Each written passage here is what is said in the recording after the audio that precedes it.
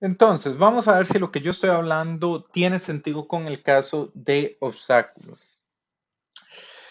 Acá la manera más sencilla es utilizar get first intersection. Entonces, repasando cómo funciona la función, cómo pues funciona la función get first intersection, según lo que vimos la semana pasada, ¿qué teníamos? Se genera un rayo matemático y se detecta, este es el objeto 1, este es el objeto 2, el objeto 3, el objeto 4, el 5, el 6 y el 7. Se genera un rayo matemático y se detecta si tiene intersección con, con algún objeto de la escena. Así funciona Get First Intersection. Pero no solo algún objeto de la escena, sino el objeto que estaba más próximo al origen del rayo. ¿Nos acordamos de eso, Álvaro? Sí, profe. Generamos un rayo y se recorre toda la lista enlazada de objetos de la escena. Donde tenemos el 2, no, ni siquiera hay 2 acá. Ah, bueno, el 3.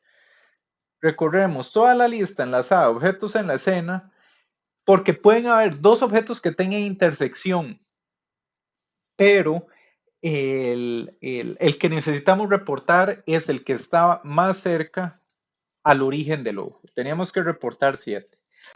Para hacer eso tenemos que recorrer todos los objetos de la escena. Entonces acá yo les planteo una optimización que se podría hacer. Esto no es necesario que lo hagan, pero es solo si quisieran sacar más rendimiento. Sería, en lugar de obtener la función getFirstIntersection, cambiarla por la función getAnyIntersection. Álvaro, ¿qué te imaginas que es la diferencia entre estos dos? Entre get first intersection y get an intersection.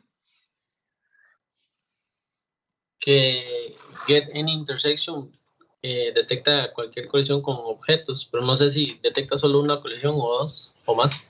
Bien, analicemos este caso que está acá pensando que lo que queremos determinar es si hay una sombra.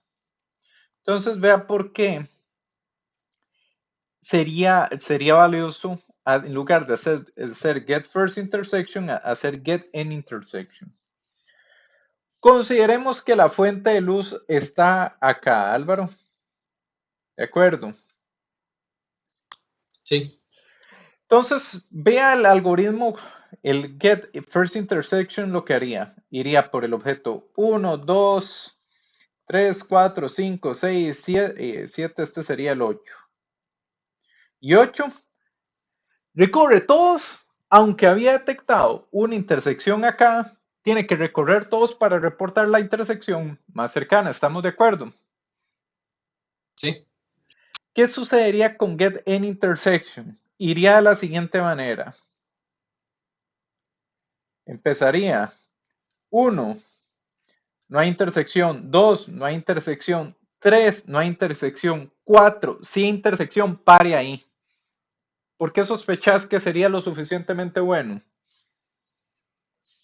Sí, es más eficiente porque no recorre todos los objetos y solo necesitamos saber si hay algún objeto entre la luz y el objeto y el punto donde quiero saber si hay sombra. Eso es todo. Eso es todo, eso es todo. Es ineficiente recorrer todo porque lo que necesitamos es con que haya un obstáculo, ni siquiera nos importa cuál, ya sabemos que esa luz no aporta al color que vamos a reportar en pantalla. Entonces, por eso es que se podría hacer una función específicamente para sombras que sea get any intersection. Sin embargo, get first intersection de igual manera nos va a servir. ¿Qué tenemos acá? ¿Qué tenemos acá? Si encontramos una intersección, ignoramos la fuente de luz. Eso es lo que debemos hacer. Y vamos a definir que vamos a tener como una sombra. Una sombra lo vamos a tener de manera equivalente como ausencia de luz, que visualmente reportamos una menor intensidad del color.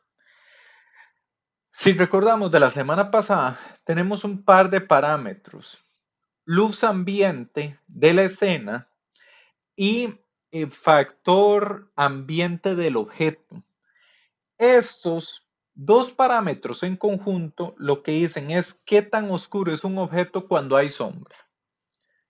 Dígase, si estos dos factores son cero y se detectó sombra para este punto en pantalla va a ir en negro, queda en negro, no le llega luz del todo.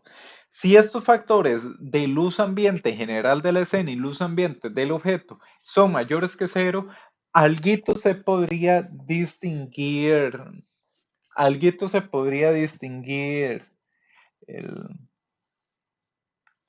distinguir del objeto, en lugar de verse completamente negro. Tenemos que, vamos a ver si lo, sí, ¿qué observaciones tenemos que tener? ¿Qué observaciones tenemos que tener?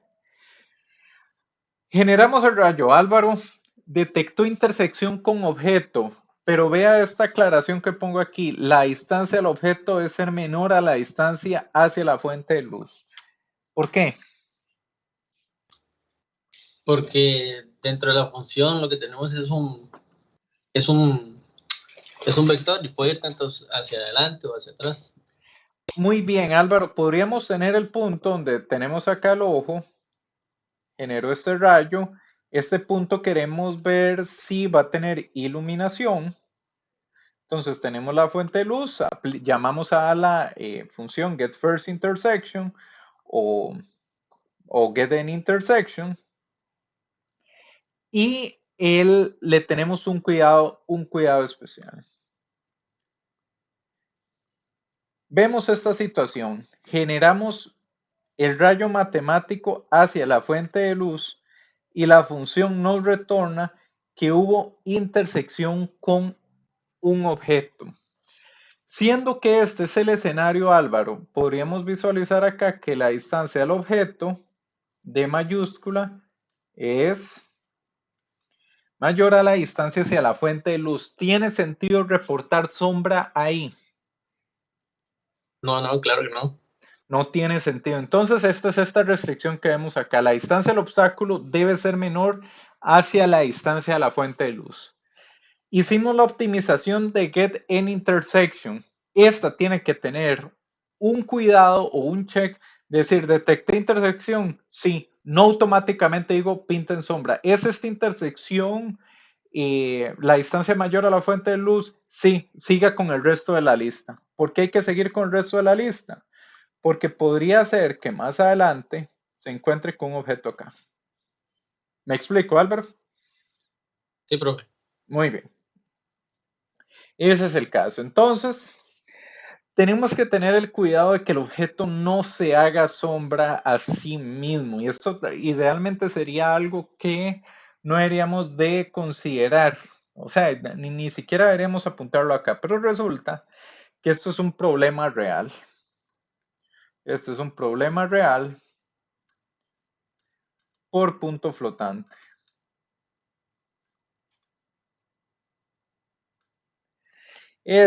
Detectó la función intersección, sí, es el mismo objeto. Hay un error, hay algo que corregir. Nuevamente, puede ser evidente que pues no se debería hacer sombra a sí mismo, pero vamos a ver que no es el caso. Dígase, la distancia del objeto debe ser mayor a cero. Que si detecto intersección con un obstáculo, esa distancia tiene que ser mayor a cero. Vamos a ver más adelante cómo lo tratamos. Esta es una escena sintetizada por Ray Tracing y con lo que hemos visto hasta el momento vamos a generar sombras de esta clase que son tajantes. Acá, Álvaro, ves que en la escena se distingue que hay ladrillos aunque haya sombra. Sí, profe. ¿Qué es lo que da la diferencia entre que se pueda ver algo a que se viera completamente negro? Son los parámetros que mencioné anteriormente, IA y KA. Si estos dos fueran cero, esto se pintaría todo en negro. Pero puesto que ajustamos para que tenga un efecto de iluminación ambiente, pues, pues se logra distinguir un poquito. También esta parte lo iré tocando porque es algo de lo que vamos a desarrollar en la sesión de hoy, donde ven este brillito que se le genera a esta esfera acá. ¿Usted ha visto este brillo en algún aspecto, Álvaro? Sí, profe. ¿De qué color se te ve ahí en la pantalla? Blanco. Bien, vamos a ver un tema que se llama reflexión especular, que es la reflexión que nos permite generar este efecto. Entonces eso lo estaremos viendo más adelante, probablemente en la sesión de hoy. Entonces las sombras, a lo que hemos visto, es para alcanzar esto. Y continuaremos con el tema de distancia cero.